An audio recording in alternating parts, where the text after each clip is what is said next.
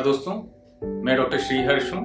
मैं एक board certified plastic surgeon हूँ चंदन हॉस्पिटल लखनऊ में। आज हम लोग बात करेंगे फेशियल फैट ग्राफ्टिंग के बारे में। क्या होती है फेशियल फैट ग्राफ्टिंग?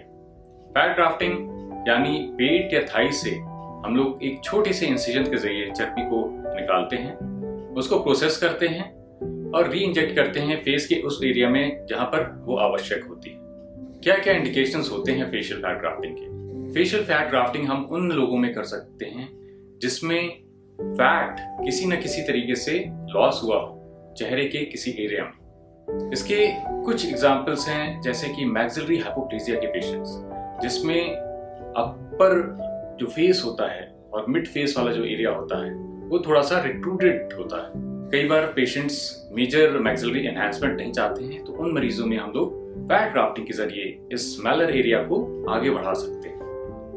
इसी तरीके से एजिंग के साथ आए हुए फैट लॉस को भी ओवरकम करने के लिए हम लोग फैट ग्राफ्टिंग कर सकते हैं। एजिंग में ऐसा देखा गया है कि कुछ एरिया फेस के ऐसे होते हैं जिसमें ज्यादा वॉल्यूम डिप्लीशन होता है, जैसे कि आंख के नीचे वाला एरिया, मैलर एरिया।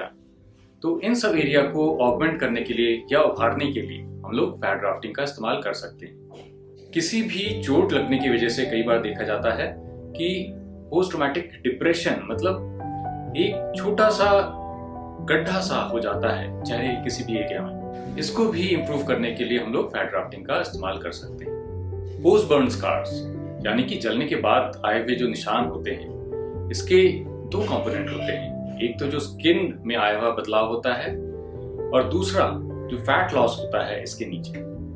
इन दोनों को इंप्रूव करने के लिए हम लोग फैट ग्राफ्टिंग की मदद ले सकते हैं। फैट ग्राफ्टिंग ना सिर्फ इसमें वॉल्यूम रिप्लेस करता है, बल्कि जो क्वालिटी ऑफ स्कार है, क्वालिटी ऑफ स्किन है इसके ऊपर, उसको भी इंप्रूव करता है। नैनो फैट नीडलिंग ये भी एक फैट ग्राफ्टिंग का एक तरीका है। नैनो फैट नीडलिंग में हम लोग फैट को हार्वेस्ट करने के बाद उसको अलग तरीके से प्रोसेस करते हैं और माइक्रो नीडलिंग करने के बाद उसमें नैनो फैट को डाला जाता है। ये फेशियल रिजुविनेशन में काम आता है और इसका असर 2 से 3 महीने से शुरू होके कई लंबे समय तक लास्ट करता है। फेशियल फैट ग्राफ्टिंग को हम लोग लिप ऑगमेंटेशन और चिन ऑगमेंटेशन के लिए भी यूज कर सकते हैं। लिप ऑगमेंटेशन के लिए सबसे कॉमनली इस्तेमाल किया जाने वाला जो तरीका है वो फिलर्स है। इसी तरीके से चिन ऑगमेंटेशन के लिए भी हम लोग फिलर्स या इम्प्लांट का इस्तेमाल करते हैं। इन दोनों ही जगह हम लोग एक स्ट्रक्चर्ड फैट ग्राफ्टिंग की मदद से इसको अपने हिसाब से जितना ऑगमेंटेशन चाहिए उस अमाउंट में ऑगमेंटेशन कर सकते हैं।